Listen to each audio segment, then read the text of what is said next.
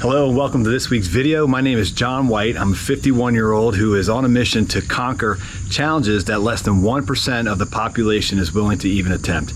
And this current challenge is chasing down all 26.2 miles of my first marathon.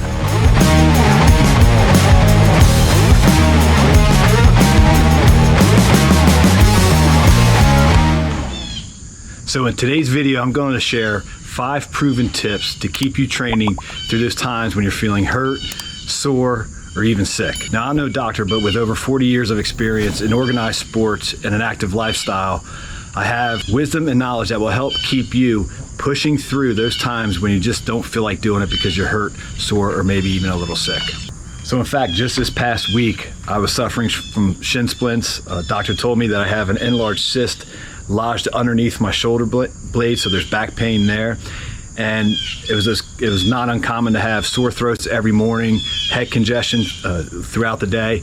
So this video is all about how to fight through those things so we can stay on track as we train for the goals and events that we have set forward in the future. Before we jump into the 5 proven tips, let me just share with you quickly what my training schedule looked like this past week. On Tuesday, I did 3 miles. On Wednesday, I did 3 miles. On Thursday, I did 5 miles, took Friday off, and did 5 miles on Saturday. And we are traveling. We went up to New York to visit some friends, and we did, they have a lake house in New York, so there's mountains. But it was a good run. It was fun. It was a fun run. Loved running around the lake community. The hills were a challenge to me. Where I live is very flat. There are a lot of hills there. But the best part about it was that I had shin splints caused from a HIIT training session that I did earlier. Here's some footage of that. So I had to really nurse my shin splint back to health. And by Saturday, I had no problems. And I'll share more about that here in a minute. And that brings us into these proven tips to get through injury, pain, and sickness. Training through these aches, pains, and sickness, it's really tricky. There's a fine line between mental toughness and pushing yourself into injury or even prolonged illnesses. The key is to differentiate between good discomfort and bad pain, then adjust rather than abandon your entire training program. So with that in mind, let's dive into the 5 proven tips to keep you training when you're sore, hurt, and sick. Number 1, know the difference. Know the difference between good discomfort, bad pain.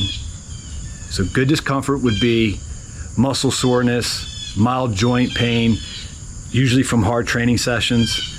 Bad pain would be sharp stabbing or worsening with movement. For example, my shin splints, I experienced those in the HIIT training session. My gait was way too wide. Ended up getting shin splints in my left leg. So that was on a Tuesday. The following Wednesday, I took it easy. I started doing massages, icing, and shortened my stride. And then Thursday, I was able to try it out a little bit, run, didn't really have any pain, had a full break Friday, and was able to do my Saturday run, although instead of doing 7 miles, I only did 5 miles on my Saturday run because I didn't want to rupture my shin splint.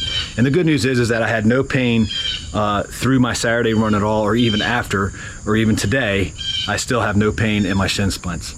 So that's knowing what good discomfort is, kind of tapering your plan to work through the ailments. Same thing with the sickness.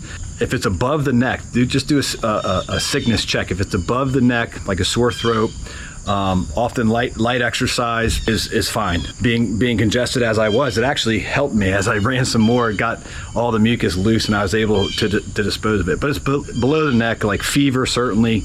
You don't want to train through that. Throwing up, obviously you're not going to do that. And if you're feeling up to it, go for a walk just to continue to try to get some movement in. But sometimes the best thing is just to get some rest. So the second tip is adjust. Don't quit, adjust.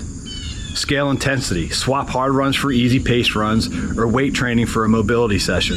Shorten the duration like I did. Instead of running 7 miles, I reduced it down to 5 miles. Also, it was hilly terrain, mountains, so I really didn't want to overdo it. But if you usually train for an hour, tighten that down, bring it down to like 30 minutes or maybe even 20 minutes. And then modify the exercise. You can choose joint-friendly versions, like maybe instead of running, you do a bike or use kettlebells. There have been sessions where I've just done yoga for 45 minutes just to stretch out, and it helped, especially like through the minor injury of my shin splints. I also have tight hips. The older you get, the less your hips work, and I do yoga and stretching to help me through that. The number 3 tip is active recovery. Walking, cycling, swimming, yoga, as I just mentioned, or even foam rolling keeps the blood flowing and helps you heal faster without hammering the body. So if you have an injury to your legs, for example, and you're a runner and it hurts to run, don't run. Do these types of programs. Maybe try swimming or cycling or going for a walk, doing massages, yoga, things along those lines. But try to keep your heart rate low in that zone 1 and zone 2. That's why walking is really good, and that'll help avoid further stress. And then number 4 is strengthen the weak links. If pain is localized, for example, in your knees and shoulders, I have very tight shoulders, use downtime to work on those. You can do mobility, you can do stability work, you can do core training, you can do technique, working on refining your technique, which is something I've really had as a new runner. I really had to work on just shortening my stride to be comfortable and to avoid injury.